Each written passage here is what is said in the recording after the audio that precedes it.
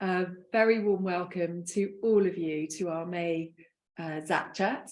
In fact, this time we have my dear friend and total inspiration, Lisa Fullbright-Cossey, who is going to be channeling the Elderselves for us. In fact, they may change their name slightly. We're waiting to hear.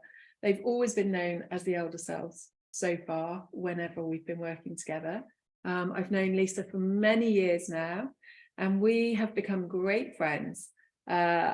Lisa's channeled alongside Janet at all-day channeling events that I previously held in the Stroud area of the UK, which we called Revelations, and they certainly were.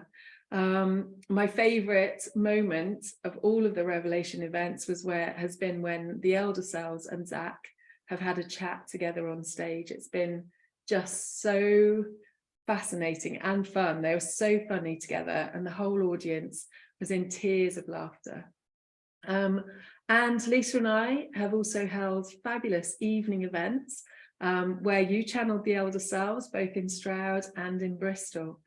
So a huge welcome to you, Lisa. You know how happy I am to be able to host you today. Your channeled wisdom and healing sessions have helped so many people over the years, and I know you helped a lot of people during the lockdown phase with your amazing integrated meditations. And we've obviously spent wonderful times together over the years. Now, I know you've spent many years training to be a channel, and I wondered if you might share your journey with everyone here today, as I know many are interested in the process and the differences in the ways that people discover and hone their ability to channel. So welcome. Hello. Hi. Thanks for having me. It's lovely to welcome. So gosh, you want to know a bit about my journey, how I ever started channeling? Well, I was always a very sensitive child and young person, and really didn't realize that other people weren't the same. So it took me quite a while to realize that when I sat down beside someone and I could feel what they were feeling or get an idea of what they were thinking, that wasn't what everybody did. But as I grew to be a teen, that became really quite troublesome. I was what you might call too open. And I became really quite unwell.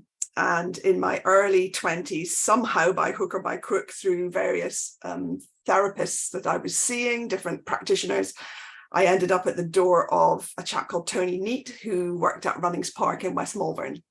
And that was the first place I ever trained. I was about 20, I think, 21 when I first went there. And yeah, I think the first thing they did was talk to me about getting grounded, which was a great idea as a theory. I had absolutely no idea how to do it. So there was lots of discussion about how important it was to be grounded and how I had to shut down. I was too open, how I had to control my energy field. And really, it was all just theory whooshing over my head until I had a really unbelievable experience in Thailand. I don't even know if you know this story, Hazel, do you? Oh, it's such a good story. I rode on a teenage elephant. Right. So I was with a group of people and we were going for an elephant ride, and there were big mama elephants, and I was the last person in the queue, and they had kind of run out of space on the big mama elephants. And when you rode on the back of the big elephants, you sat in a sort of seat or saddle that was on top of their back. Yeah. And they were sort of going, oh no, we haven't got a space for you. Where are we going to put you? We could put you on the teenage elephant, who's like half the size of the big ones. And I had done a bit of horse riding as a kid. And I said, can I sit on her neck? And they were going, oh, no, because she's a bit frisky, because she's young, you know, she's a bit frisky. So anyway, I managed to convince them to let me sit with my legs either side of her neck. Yeah. And I don't know if you've ever ridden on an elephant's neck, but their ears come over your thighs as you're sitting there. And it was like I was surrounded by elephant energy. And suddenly I knew what it felt to have your 4 feet on the ground. And my base chakra activated, and I got it. It's like, this is what it feels like to not be floating like a helium balloon. Oh my gosh. So the elephant gave me that gift. Amazing. What So that was when I managed to story. finally get grounded, get down into my legs, into my base chakra, my chakras in my feet, the chakra beneath your feet in the ground. I started to not be afraid of being on the earth. Wow. Wow. And they, Running Spark went on to teach me how to channel. And the first time I ever channeled, the guidance said, now you have to train as a healer. So I did. Yes. Yes. So you're not just a channel, are you? You're also, well, you've been a homeopath for decades. And I trained as a healer, a channel, and a homeopath all at the same time. wow. So I went through years and years of kind of intense study where I was just doing that. And you studied abroad, you flew to America, and you really, really took this seriously, didn't you? Yeah, so I trained in the UK with various different people. And then a bit later, when I was a bit older, I went to the Barbara Brennan School of Healing, which is a big international university of healing, and did a 4-year training with them, which involved a lot of travel and was an amazing experience. Yeah. Amazing. Yeah. So. Yeah. And not only that, you also worked in theatre. Is that correct? Yeah, that's where I started out. As a young person, I trained in drama and theatre arts at university. And so in my 20s, I worked in the theatre. But, by the time I was about 28, I was hard training to be a homeopath, a healer, and a channel, and not doing so much of the other stuff. Yes. Yeah. And you have 3 children, and they keep you busy. Very busy. Yeah. So there may be some channeling openings for people who wish to work with you, but equally your children do take up quite a bit of time at the moment. Yeah. I have a daughter who's not so well, and she has various disabilities. Bless her, she's an amazing soul, but sometimes she needs my help suddenly. So I'm very happy to see people for appointments, but they have to know right from the beginning that I might get called away to be with her, and that just has to be how it is. We would have to book in another time. Yeah. Yes, absolutely. Well, in my mind, it's worth waiting for. As someone who's had many sessions with the Elderselves.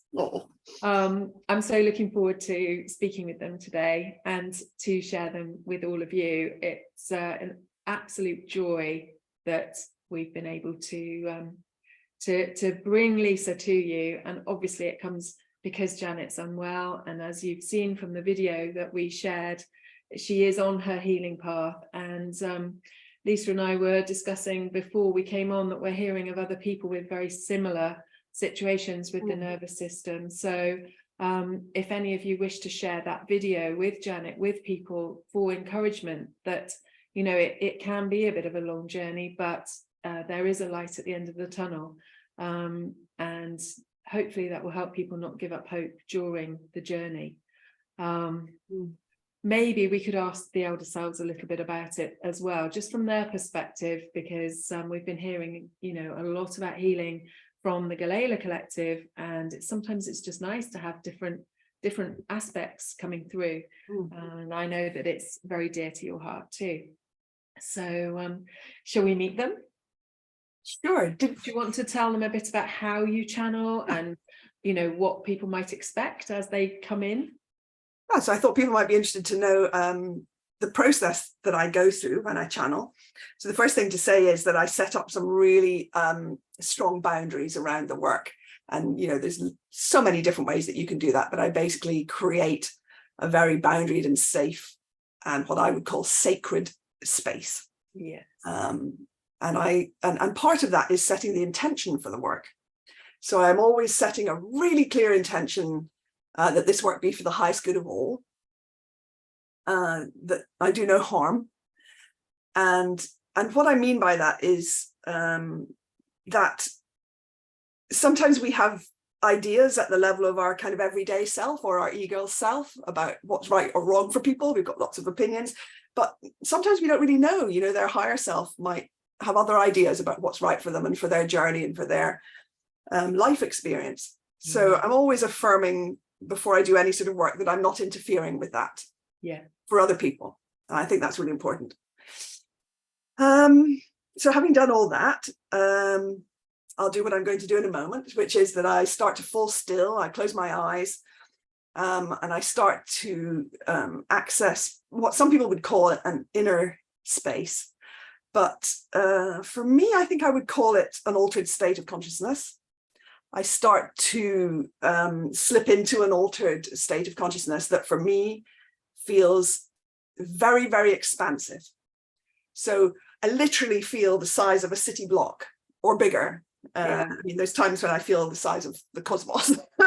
When I'm channeling, I usually feel like I'm about the size of the city block. And you know, as a result, my physical body feels smaller in comparison, you know, in relation to the rest of my being. And what I understand that to be is that I'm expanding out into the finer, higher aspects of myself.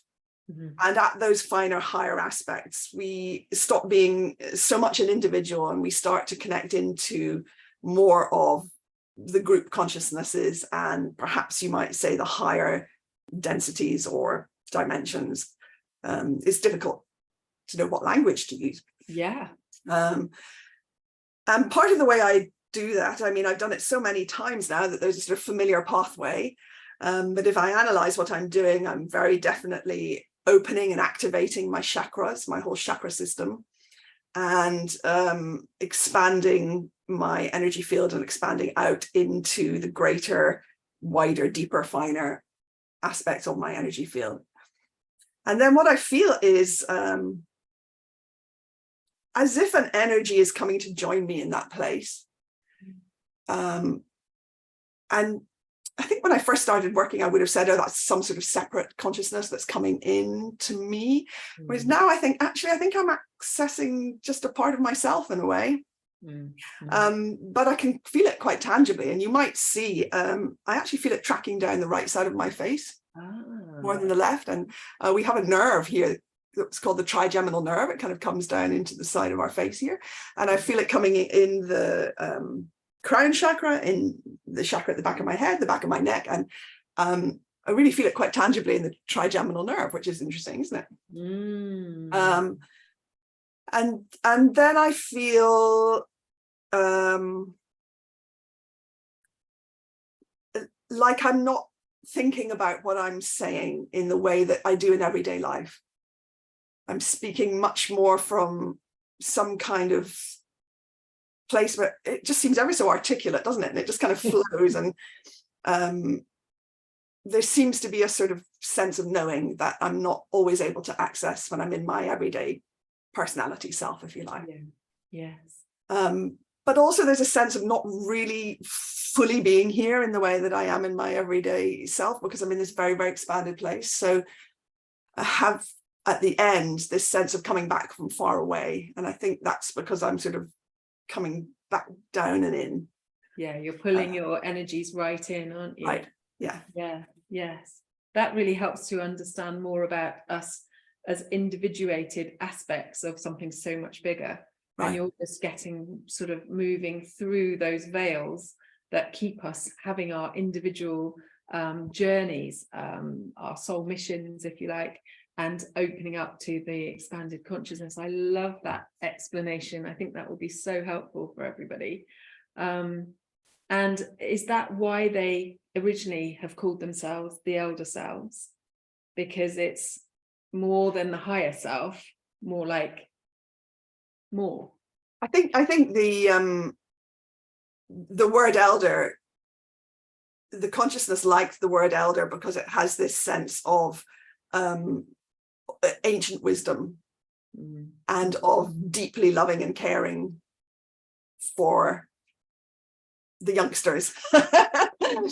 You know, like the wise elders caring for the younger people, and selves, because the consciousness always sees everybody else as an aspect of themselves, and that we are all aspects of each other. And so we are other selves of each other. Yeah. Yes. Perfect. Thank you so much for that explanation. also sometimes you do some toning or some sounds when you come through. I don't know if that's planned for today. Yeah, I don't know either. We'll see.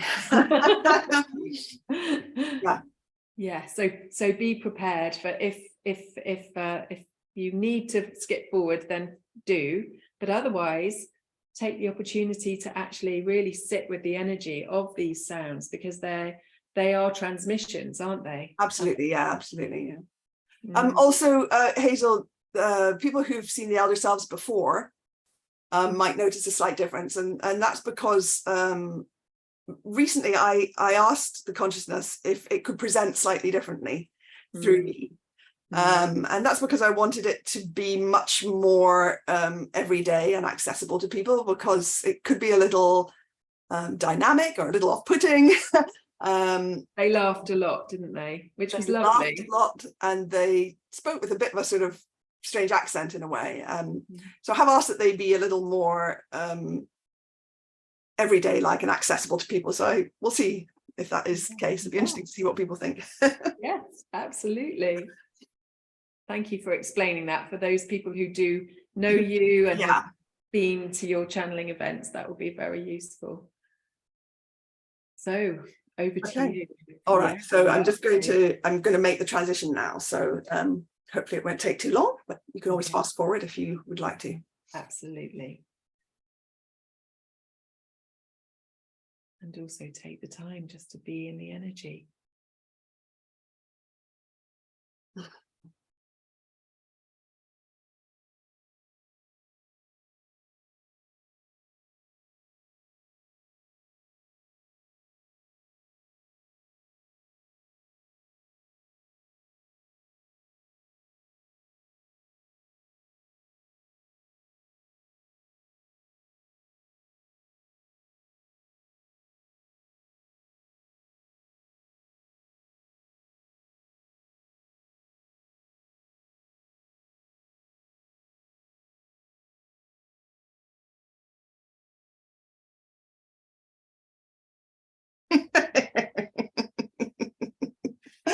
Greetings, greetings, greetings. Hello, hello, hello. Greetings, greetings. Oh, it's so wonderful to be here again. And so wonderful to be able to share you and all of your wisdom with everybody, with all of Zac's friends. I know you're a great friend of Zac as well. Dear Hazel, yes. Welcome, welcome, welcome. Thank you. Do you happen to have a message for everyone today? Or firstly, perhaps, would you like to add to anything that Lisa said about your name, about the elders, about the Elderselves? Are you still wishing to be known as that? Yes, well, there's a strong pull from Lisa aspect of our consciousness for us to simply be known as her higher self. Because that is how she perceives this aspect of consciousness now. And it's true.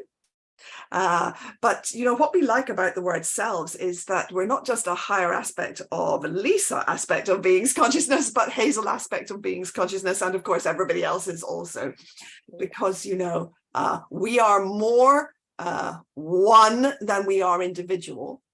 And as you reach these finer levels of consciousness that Lisa aspect was just talking about, you begin to realize that this very powerful identity with being an individual is really limited to a very small bandwidth of the consciousness that is available to you. As people start to experience wider and wider aspects of consciousness, they begin to realize that the idea of being an individual is really just a very small part of the very, very large being that you are and that everyone is. So, yes, names are interesting. You like a good name, don't you? Because it gives you a handle to hold on to things with. It gives you a way of orienting yourself towards what is in front of you. And in the case of guidance, people often feel that there's a particular being, a particular personality, perhaps, a particular group that is coming through them. And so it's given a name. But you could see it more like it's a particular swirl within consciousness, or bandwidth within consciousness, or flavor that's within consciousness that particularly resonates with that person in that body in that time. And so that is all the name is. It's giving you a way to talk about this aspect of consciousness that is in many ways very nebulous, and in many other ways beyond understanding. Totally. I've often wondered how, with our third dimensional brains, or fourth, fifth, sixth even, we're really able to process multidimensionality and all of the aspects of consciousness that we yet don't really fully understand. One of the big issues is that of language. Language is the most wonderful, phenomenal thing.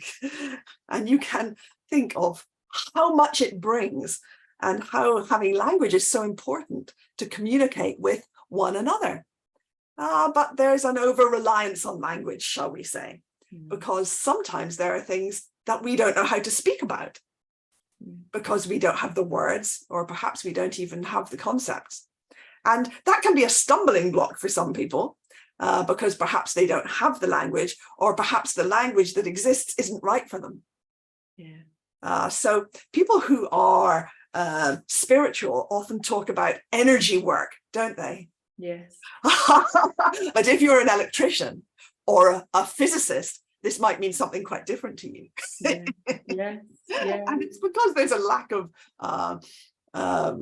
vocabulary to explain these different phenomena.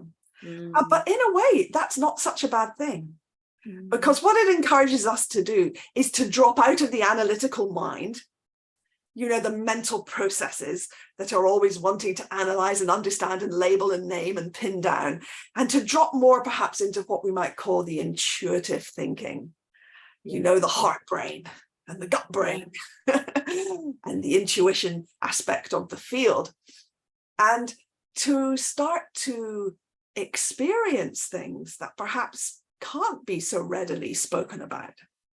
So it's kind of ironic, isn't it? And very funny that we're sitting here and Lisa Aspect of Consciousness is speaking this channeling through. And yet the words in so many ways aren't adequate for the job. So what is also coming through, of course, is the whole experience, the whole energy, the whole consciousness. So we would encourage those who listen, those who are interested and who are enjoying hearing the words, to also just be very aware of what else is coming into them in other ways, being offered, never forced, of course, but there are experiences possibly of slightly altered states of consciousness that one could slip into whilst listening to this, because of the resonance, the frequencies of consciousness that are around. Does this make sense? Oh, totally. And I can feel it myself. And it's a very familiar feeling for me. And yet it's very unique. So I know that it's your energy that I'm picking up on. And it's making me smile. And I think you do that for so many people who hear you. It's very infectious. Yes. In a good way. I don't know if you have a topic you'd like to address. I have lots of questions that have been posed to us, and however, I'm sure there may be something that you have that you'd love to share, or Dear one, we are at your service, and we would like to start with the questions. Okay, all right. Let me see what the first one is then. So, right, okay. So one of our patrons is keen to know exactly how those that are still unaware of who they are as a soul discover their true spiritual nature. And it seems at the moment that we still seem to need something shocking or fear-inducing. And we're wondering, how will the pressurizing issues that people are being exposed to for example, food shortages, bank runs or collapses, or the corrupt industries and governments, actually activate people to realize they are a spiritual being. So here is what we would call a universal truth, that all beings are essentially wanting the best for one another. That is the sort of baseline, and other things get in the way. An individual's own wounding or traumatic life experience of different kinds then creates barriers or distortions that prevent them from always wishing the best for the others around them. Your questioner asks about how to wake up those who are supposedly still asleep. And we would offer a little bit of cautionary advice here, which is to say that, first of all, one cannot know what is for the highest good of another always, and one can never force. It is true that negative experiences sometimes wake individuals up. For example, the experience of suffering, perhaps through an illness or a loss. And it's because it opens one in some strange way to grace. And it opens one to the kindness and help of others. And it opens one to finer, wider, higher or deeper aspects of oneself that one would never reach if one was in one's comfort zone. So you can definitely say that stressful or traumatic events will open people up to wider aspects of themselves. But this is not the only way, because opening to your better selves, shall we call it, your wider selves, your elder selves, can also be infectious in the sense of the positive wave, once it starts rolling, can pick people up. So we'll give an example. Take, for example, there was a disaster, was there not, where a building caught fire in the city that is called London. The building caught fire and all the people around rushed to where that building was, bringing things to help those who had been caught up in the suffering. Yeah. People were desperate to help. People love to help because they actually wish well for others. And often they don't know how to help. So when something like that happens, there's an obvious way that they can help others, that they can be loving and send love. And that was infectious, because that feeling of empathy for those who had suffered and wanting to care for those who had suffered rippled across the whole country. In fact, rippled out across perhaps more than that into other countries of the world. And even if you couldn't go there with food or clothing or blankets or whatever to help, people felt that they wished to help. And that positive intention, of course, is very powerful. Mm-hmm. So it did take a negative catalyst in that example, but the infectious nature of the desiring to help can be very easily triggered in people. Okay.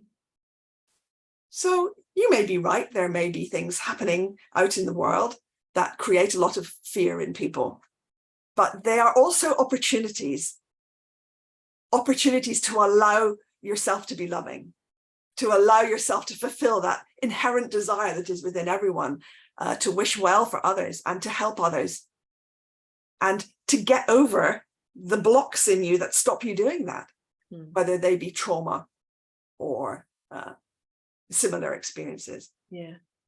So we would not like you to feel it must be triggered negatively.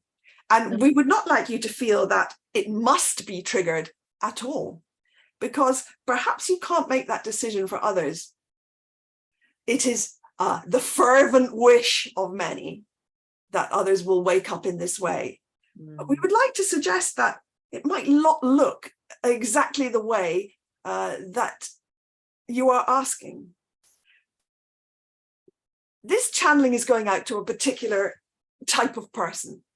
It's a particular type of person who's interested in, shall we call it, spiritual development, or healing type work, or religion, maybe. It's a particular type of character. And therefore, this idea of waking up has a particular definition in those groups of people.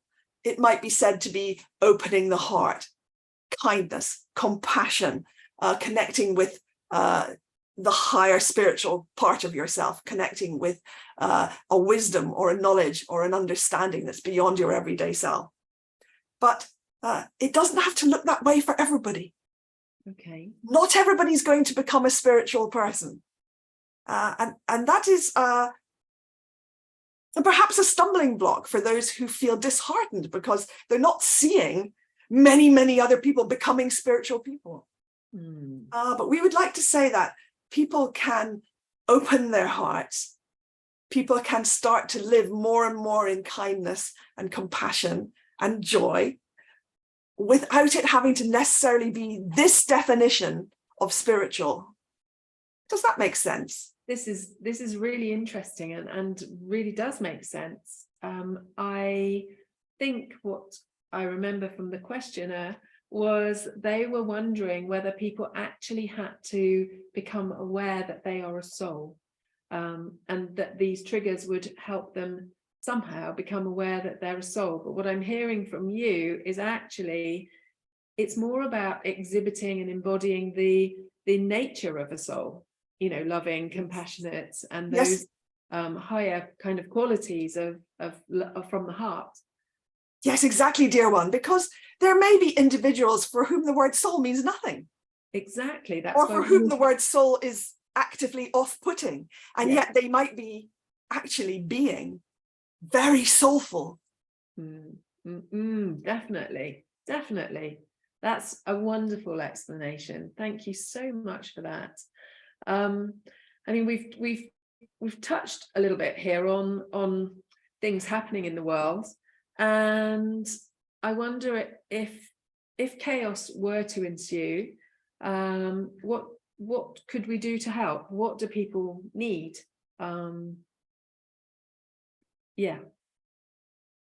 So chaos does ensue frequently. There are frequent times of chaos in human history, and the human lifespan is fairly short.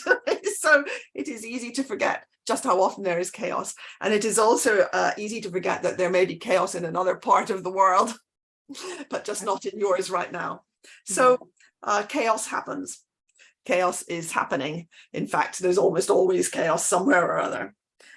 So perhaps you're asking, will there be more and more obvious chaos? I think so, that everyone will recognize, that something that is happening at a global level, maybe. Yes. Well, something is happening at a global level. It's not something that you have to wait for it to come, because it is happening at a global level. There is, how should we put it, a shift going on. There is no doubt about that.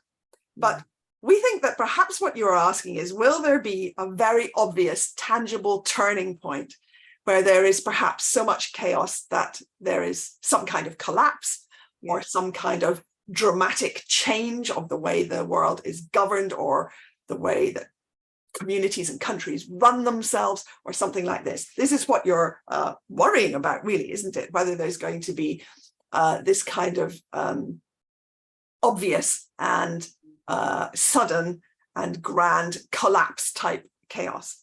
And this is not necessarily what is going to happen in the future. It does not have to be this way, and it may not be this way. This will unfold as it unfolds, and chaos unfolds as it will unfold. And in a way, humanity has the option of how to do its chaos this time. Because the chaos is there, it's always coming and going and cycling and rising and falling. But the question then becomes about how do we do the chaos? And we would like to draw an analogy with emotions in the individual.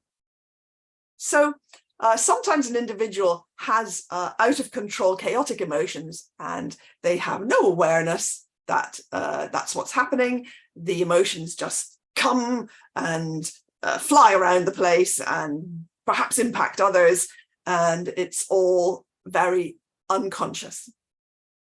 And then perhaps a person might learn that emotions can be done a bit differently. They might learn that when emotions come, they don't have to perhaps lash out at other people, or they perhaps don't have to collapse in suffering. Or they may even learn to spot when strong emotions are coming and be able to observe them. These are all possible options.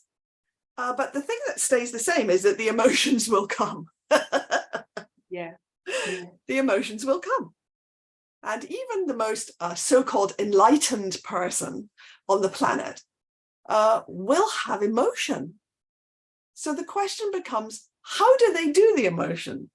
And what is the quality of the emotion they have? And so we could draw the analogy to chaos. Chaos will come. Chaos does come. Chaos exists. So will it be the sort of unconscious type of chaos that we made the analogy with, to a person having unconscious emotional reactions? Or will people be able to be consciously chaotic or chaotically conscious? And then the chaos is something else. The chaos is catalyst. The chaos is change. The chaos is a positive force. Yes. Yes. This is a wonderful analogy, and it really helps. And it is, so therefore, this begs the question, does this, for our audience, is there something we can do to assist the smooth transition into this much more catalytic aspect of chaos, where we're breaking through maybe intending for a smooth transition, for example, or not? So one could not intend. One could be able to face the chaos, acknowledge the fear that the chaos triggers, and make choices about how to deal with it. This is how to use chaos creatively. Okay. So when chaos starts coming up in your life, and we can almost guarantee it is, one is able to somehow grip the sides of one's boat in the middle of the turbulence and go, here we are in another bit of chaos. I know what's happening. This is chaos. It's scary, but it's okay.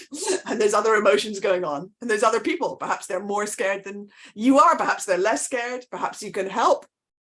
But you have an awareness that that is what's happening, and that it is a natural process. It's resisting the chaos that leads to tremendous fear. It's trying to stop the chaos from coming that leads to exhaustion and burnout. Somehow we have to learn to ride our boat through the rapids, if you take that analogy, and to not wish it away, and to not be fearful that there might be some huge whirlpool up ahead that is going to destroy the world, because that's not necessarily the case.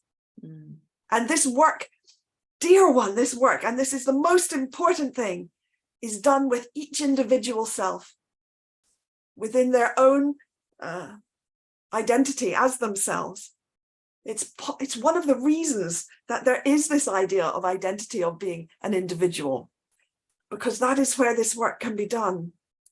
If you take care of the little chaoses, the big chaos takes care of itself. That's funny. It's like people say, if you take care of the pennies, the pounds will take care of themselves. It's the same sort of idea. Yes. So if we learn to ride the little chaoses in our life, then we get more and more skilled at doing it. And we know that we come out the other end, that there's a calm stretch at the other end. Oh, there's always a calm stretch. Oh, it's okay, we're just in a bit of chaos now, but there is a calm stretch. And, you know, within a day, if you contemplate what a day looks like, there are actually many mini chaoses within any normal day. And sometimes there's more major chaoses, and sometimes there's huge chaoses. But if you learn to smoothly ride the mini chaoses, then you're in practice. You know, you've got the skills for when the slightly bigger ones come, and the bigger ones. And by being able to ride your boat through the chaoses, you are showing others how it can be done. And we want to really emphasize that that doesn't mean that you do it in some sort of saintly way where you are standing in your boat glowing white and completely unperturbed as you go through the rapids. It might look messy. You might be a bit frightened. You might cry. You might struggle. But the point is that you come through and you don't lose yourself completely. And that is shall we call it winning? That is winning. Yeah. So navigating the little chaoses will help with the bigger ones. And do not worry about some big cataclysmic chaos coming towards you. Everything you need is right here in your everyday. Come right back to now, to this moment now, to this day now. Because anything you do in your apparently small everyday life is as important as anything grand that is done on a world scale. It's all as equally important. And if you wish to create somehow a more positive future, the way you do that isn't by necessarily intending it be so. The way you do that is here now in the moment with this chaos that's here now. Right. Even if it's a mini chaos, like knocking your cup of tea over. Yeah. How are you dealing with this mini chaos now? How do you respond rather than that sort of huge reaction that perhaps we've all experienced in the past, but as we hone our emotional responses, things change very differently. And you don't then end up in an emotional vibrational state that then attracts even more chaos throughout the day either. I'd love to expand this topic to help us understand, as you talk about this this coming cataclysmic event, what about the 15-minute cities that are looking more and more dystopian by the moment? How can we use that emotional being in the now to help us when we're facing things like this, that we feel perhaps is an opportunity for us to step into our power, into our sovereignty and take action. And yet also we've got to look at our emotional responses connected to the injustices that appear to be taking place. Dear one, if you act out of fear, you act out of fear, no matter how good your apparent actions are. Yeah. There are many scary stories, dystopian futures possible. We could probably sit here and name 50 without even drawing a breath. There's so much out there to frighten us and to deeply worry us. So, what to do? Well, what to do, first of all, is to realize that anything negative is there to show you what you are not. Okay. That's its job. It's for you to choose and to learn and understand that you are not that. Okay. This does not resonate. This is not my truth.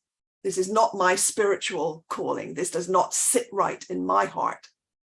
I do not choose to harm people or limit people or control people in this way.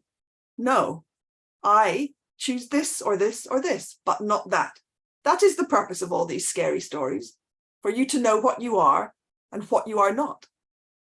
And that involves taking responsibility for yourself, for your actions, for your emotions, for your thoughts. And it involves people coming into a place of love, kindness, compassion, and so on.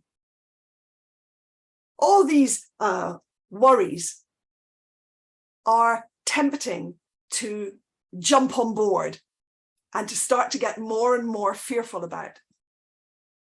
So we would say their job is for you to go, no, that is not what I choose. That is not my spiritual truth. And then to wait for it to turn up in your life. And in that moment, if and when it turns up in your life, you act according to your deepest knowing about it. But spending a great deal of time worrying about something that is actually not right here now in your life is really you being drawn in to a fear paradigm. Yeah, and attracting it in as well, because you're focusing on it. Zac's talked to us many times about that. But there will be people saying, but you can't ignore these things, but you can't turn away from them because then they'll happen and we have to be active. If being active is your true soul calling, be active. Be aware of fear, but be active if that is your soul truth. If it's not your soul truth and it's not there in your everyday life, by it being in your everyday life, we don't mean that it's literally knocking on your door in the form of a scary person. We mean if it is actively worrying you, worrying at you, and you feel you want to act, then it's there in your everyday life. Right. Otherwise, don't you worry it and put it into your everyday life. So it could be that some people are drawn because a city, maybe even 100 miles away, it's happening there, and they do get that call, that activation to actually do something. That's fine. And that will be happening to many people who get that feeling inside. For those people who don't get that feeling, then it's not wrong to not be concerned about it. That's what I'm hearing from you. Is that right? Yes. People can do so much for their own and others' healing and development by simply attending to what is there in their everyday lives. It's how you impact, shall we call it, the mass consciousness field of humanity. How do you impact it? Are you balanced, loving, compassionate? When you're knocked off center, do you come back? Are you able to see a slightly bigger picture so that you see the little chaoses within the day, but you know that they're part of a bigger rhythm of chaos and calm, and maybe the calm stretches get more, who knows? Maybe not.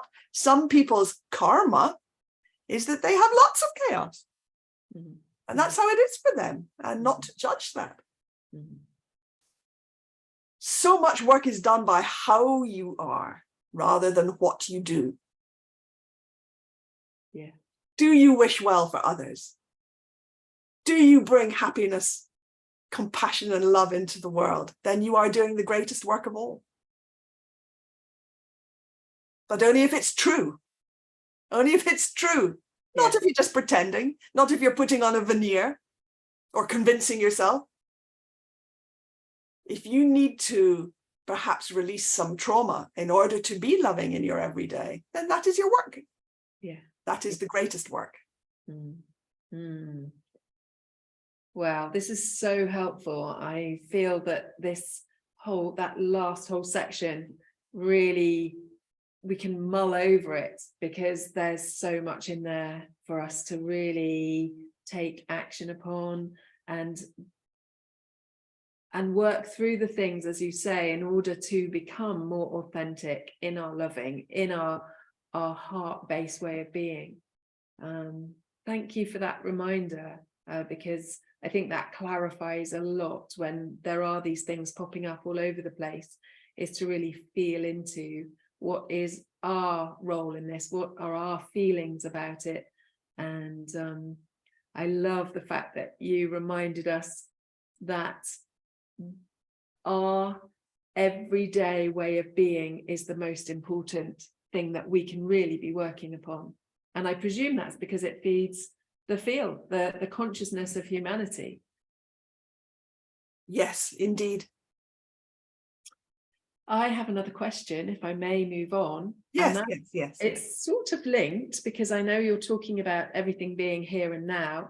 And this question is about waiting. We've been told that this is a great time to be alive, especially for those of us who have woken up to our spiritual self. Yet many of us feel ourselves to be waiting. Waiting for disclosures or revelations, or the corruption that's been going on for centuries, to be revealed, or for an event, even for the ascension. Are many of us stuck in a vacuum of waiting and simply getting good at waiting?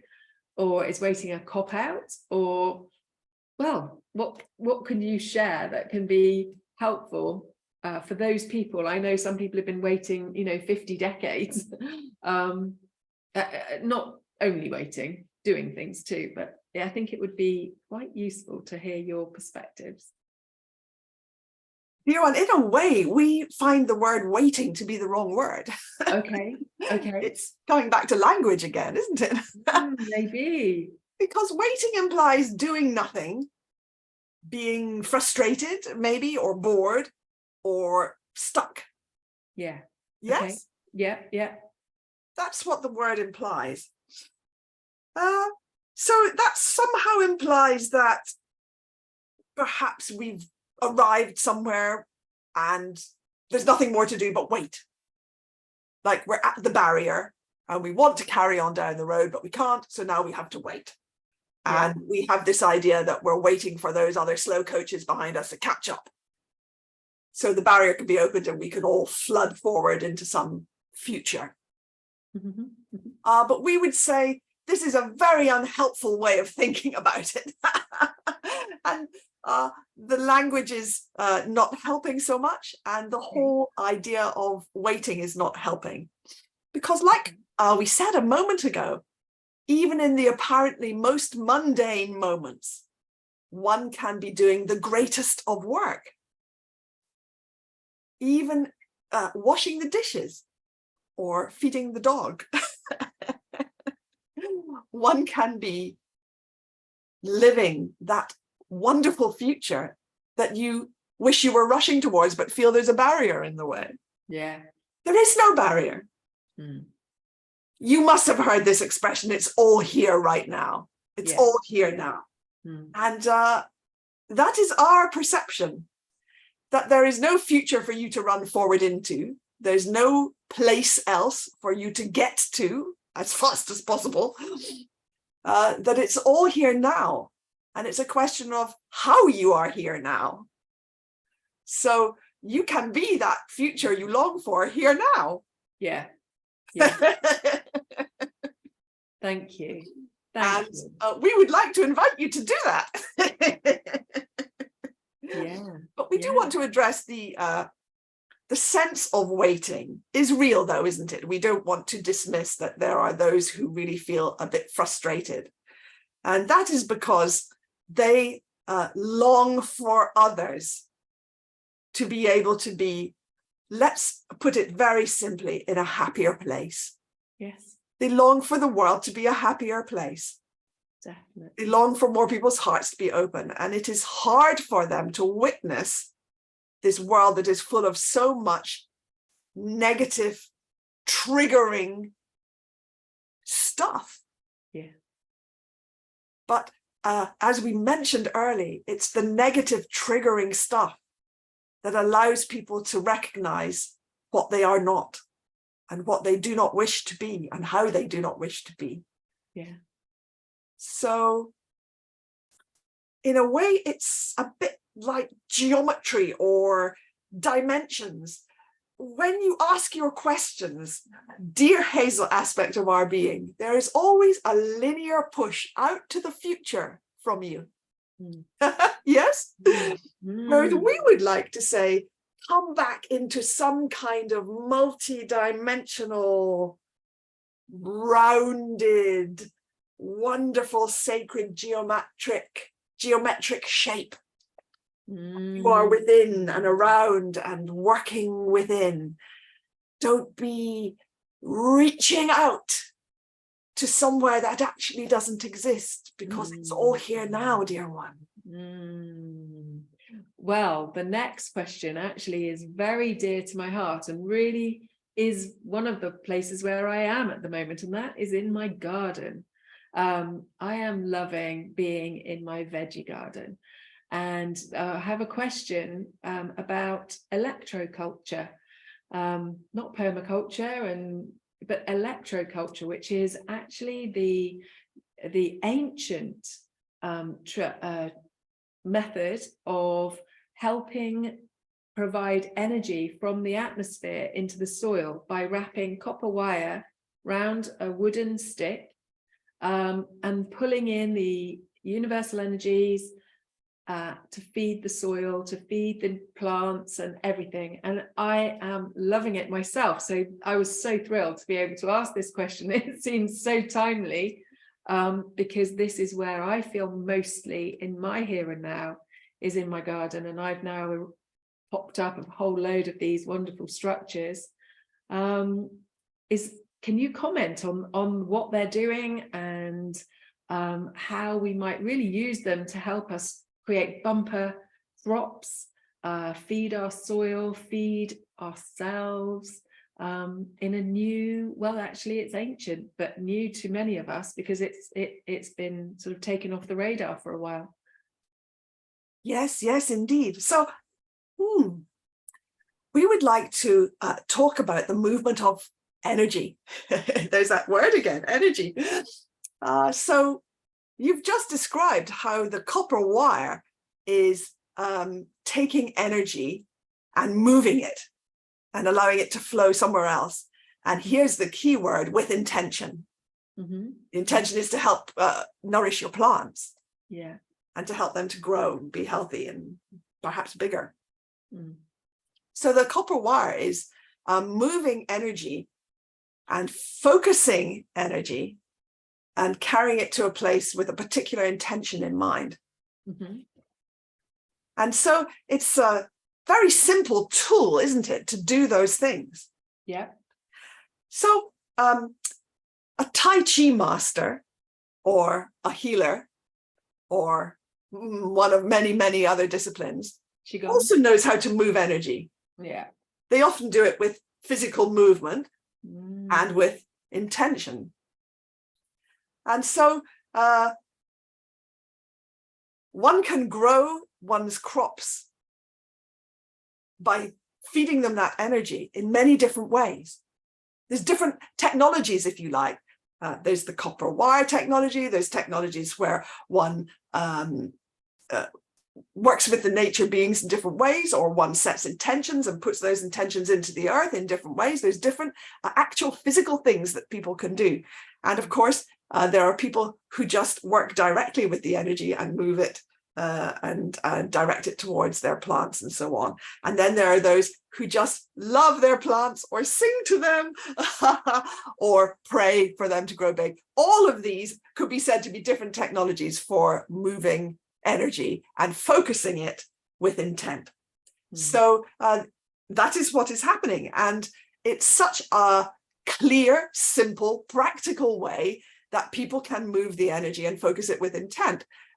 So it's wonderful, isn't it? Because it's something tangible people can do, and it gives results. So we just want to say one more thing, which is that there's something electrical. Let's use the word electrical. There's something about how energy moves in what we traditionally understand to be a sort of electrical way. And it's interesting, the copper carries electrical current very easily. The nervous system of the human being carries electrical current very easily. It's like your internal copper wiring. And there's a lot going on with the electricity, the electrical energies, the nervous systems of the world at the moment. Are you able to comment on that? Because obviously this is what we've or Janet's been experiencing, and many of people that we are hearing about. That would be really interesting to hear what you have to add to that. So we're going to give you a very simple analogy. And it's this. Imagine that there is a great deal of electrical energy somehow, let's say, around the planet. This is an analogy. There's all this electrical energy around the planet. And there are people, and there are plants and animals, of course. And the electricity has to get through people and plants and animals into the earth. And that's it. There's a lot of electrical energy. We're simplifying greatly. That needs to ground down to the earth. Okay. Because there is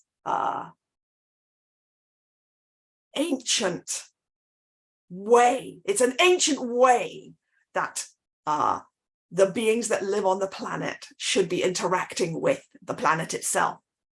And it's been a bit lost. It's like there's a little layer of insulation that's stopping that electrical energy getting all the way through and down into the earth.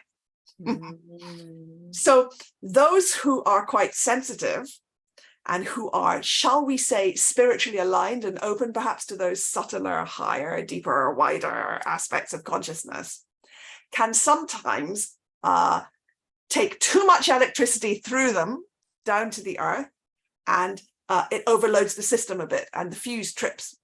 Okay. Is the analogy working? Yes, yes. And when the fuse trips, the person gets a bit unwell and overwhelmed because it's been too much coming through. Their system hasn't been able to cope with it for various reasons that we won't discuss now. So whatever you can do to ground this energy that is around down into the earth in a way that doesn't harm you would be good. And actually that's what you're doing with your copper rods. And actually that is what all people are experiencing at the moment, is this buildup of what we're calling electricity in this analogy, and the need for it to pass through us, by the way, on the way, energizing us and helping us, and down into the earth. So for those who are struggling with nervous system issues, one of the best, simplest things to do is bare feet on the earth. Yeah. But actually best thing for everybody to do. We would like Lisa aspect of being to take note of this. Very important. Now, you may ask, this analogy is a bit clunky. What is this electricity you're talking about that's wanting to earth and ground down? Well, let's just say there is an opportunity at the moment for the planet to access more refined, high-grade electricity than there has been for a while. So it's this wonderful opportunity. It's sort of there. In this analogy, it's sort of around, perhaps you imagine it's in the upper atmosphere. And now there's a chance for it to be allowed to come in and down and through. And on the way, it helps us, helps the beings, the animals, the plants, and then it comes right down into the earth and helps the earth.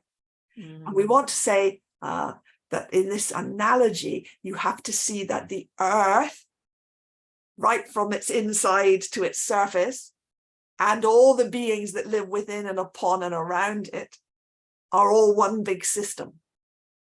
Very easy for people to see themselves as separate to the earth, and the earth is just being rock or soil or something, not seeing that it's one enormous organism of which we are all a part. And the earth, the planet, is in service to the beings that live within, upon, and around it. Wow. there's two questions about the grounding from a human point of view. What about if we sit or lie on the earth? Is that as beneficial as the feet or more, or any of those combinations is fine? So bare skin on the earth is important. Okay. Yes.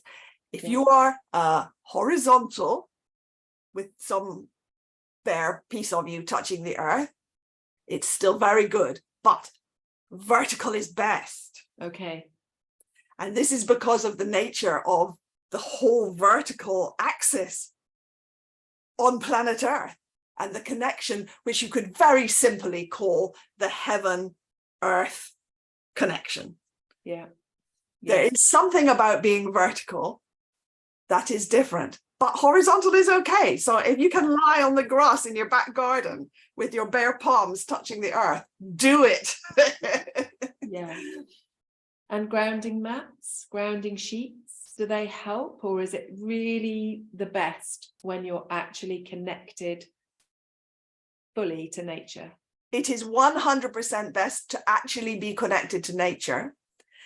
So grounding through some sort of wire, which is effectively what grounding devices are doing, it does allow you to have a grounded connection, but you're also grounding everything around you down through you into the earth. Mm-hmm. And that everything around you should be outside nature, sunlight energy. Yes. Even if it's a cloudy day, you understand? Yeah, absolutely. Which is different to grounding from within a building. That is not to say that it's not helpful, because it is, but it is different. Yeah, I'm just thinking of people who would find that quite difficult. One of the things I love to do when I'm walking my neighbour's dog is hold a tree, and the dog loves it too, actually. Does that help too in our bare hands or on a tree trunk? Holding a tree, touching an animal. Yes, if they have bare feet on the earth, they will help you. Okay.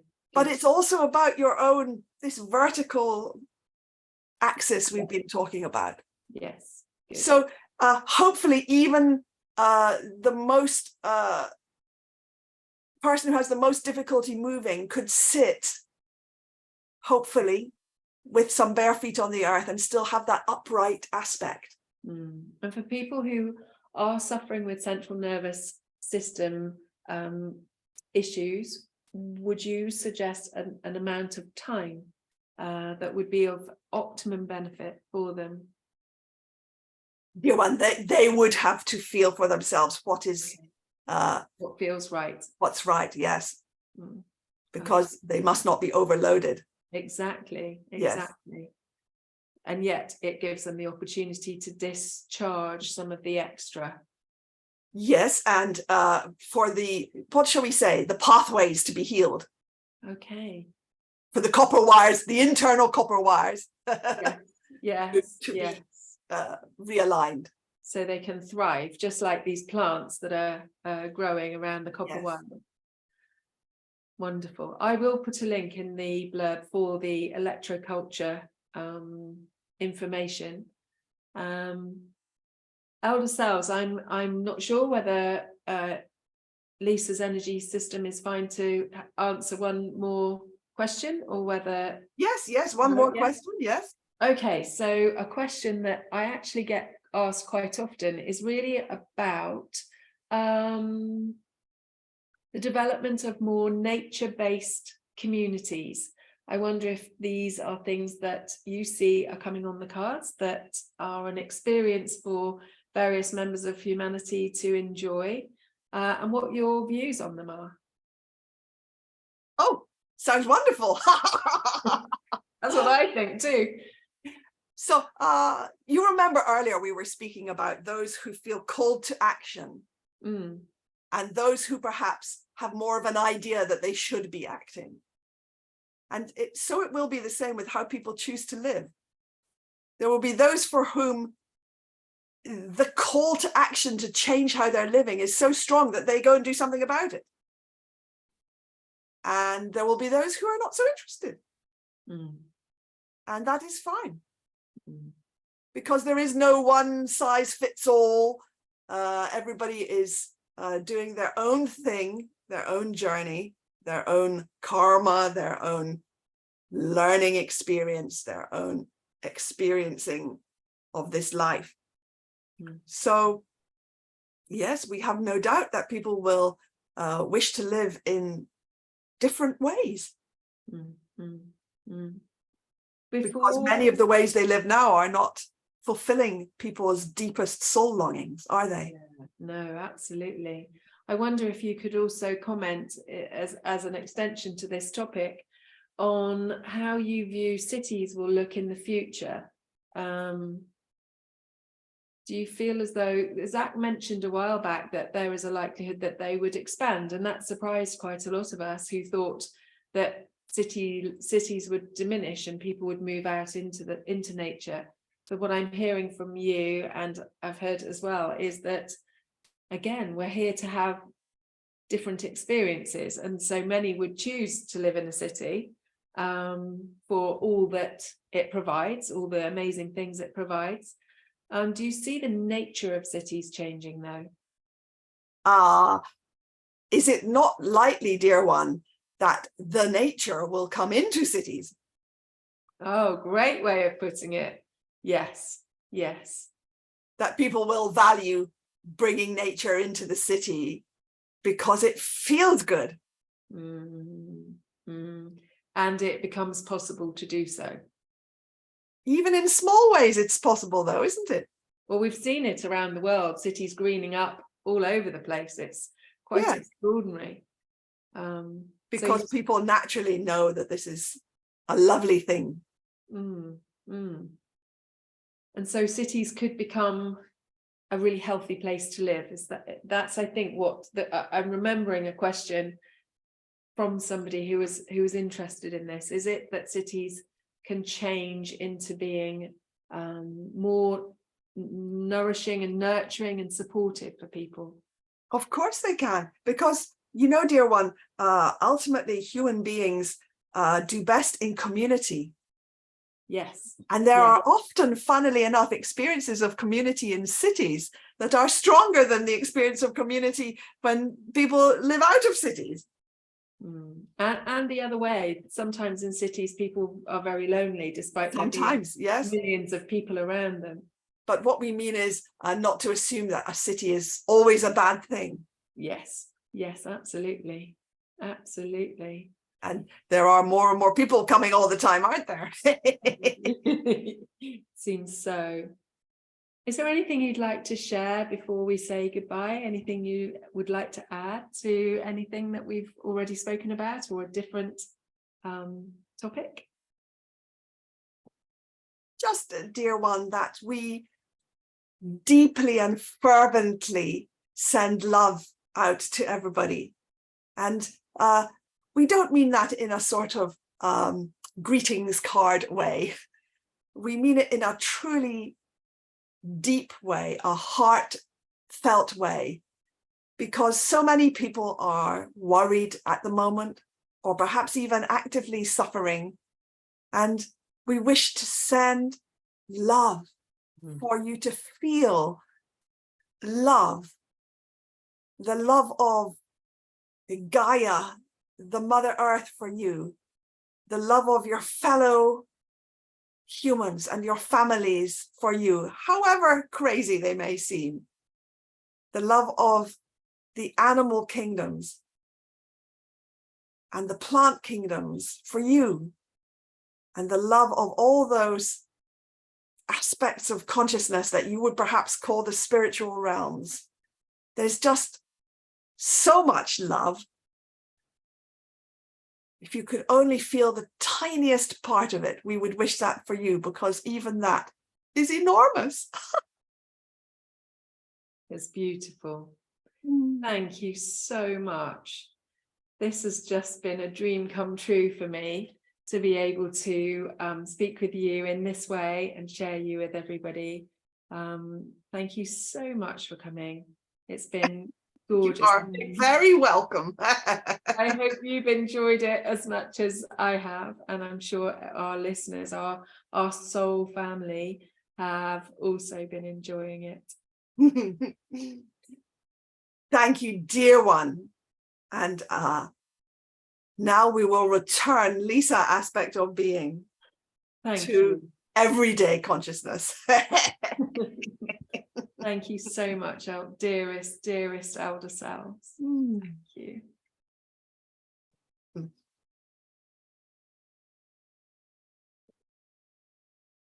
Wow. While Lisa just gains her consciousness, I just want to thank you all for being with us, because that was quite something, wasn't it? And as you heard before, I spent a lot of time chatting to the elder selves over the years, on a Thursday evening in Stroud and some Mondays in Bristol, and I kind of missed them. So that was a real treat. A real treat. Wow. I hope you've enjoyed it as much as me. Welcome back, Lisa. Ooh. I'm still a bit fuzzy. Still a bit expanded. Yeah. Still coming in. Gosh.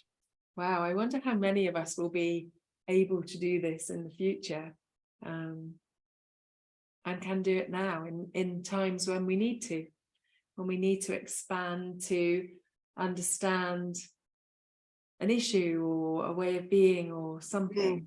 Just I think it's really important to when we talk about altered states, it's got so much sort of medical overlay or druggy overlay, but actually it's an inherent part of being human, and it's something that we've absolutely forgotten how to do, is to go into different aspects of consciousness. And it doesn't have to look like that. It can look like all sorts of things, and yeah, it's great for people to acknowledge when they're in different states to the everyday kind of personality state. Yes, absolutely. The beauty of going within and expanding. Yes. Lisa, thank you so much. I know that you must be feeling a bit woozy right now. I don't know if there's anything that you wish to say before we say goodbye. I'd love, I will put information about how people might be able to contact you. I know that the meditations that you did for people during lockdown are available, aren't they? They are still there, yeah. So people can tap into those. I mean, they were an absolute godsend or universe send or whatever we might call them, for so many people during those periods where there was so much unknown going on in people's worlds. And also, if there are a few people, I know that you won't be able to open up too many slots, but if people were wanting a private session with you, that is possible. Yes. Under the understanding that, you know, there may be a last minute, probably not, but just, I know this has been something that has been concerning you, that you wouldn't want to let people down. Yeah. So if there's nothing else that you wish to say, I know that I do really value people's time, and I know we could talk for ages now, but hopefully those of you that have found something of real deep help and support during the conversation that we've just had can go back and re-listen, and if it feels also something that you feel you could share with like-minded, like-hearted friends that might be of help to them, then feel free. This is something that's freely available for people. So I think I'd just like to thank you, Lisa, for being with us, and also for supporting Janet and Zac, who I know you're dear friends with too. Thank you all for being with us on this journey into expanded consciousness, and sort of really practicing our abilities to manage the little chaoses in our everyday lives, so that we build our capacity to really take on board anything that's bigger, and yet we keep our focus on what's really important to us, and we don't get drawn into dramas that aren't actually affecting us. Would you say that's the message that you heard too, Lisa? Yeah. From what I can remember of it. Quite different, isn't it? So have a good month. We've just recording this the day before the lunar eclipse, so some of you may be being a bit buffered by the energies this month, so I wish you gentleness and calmness and a smooth transition through the next few weeks before we meet again. So bye bye for now. So much love. Bye bye.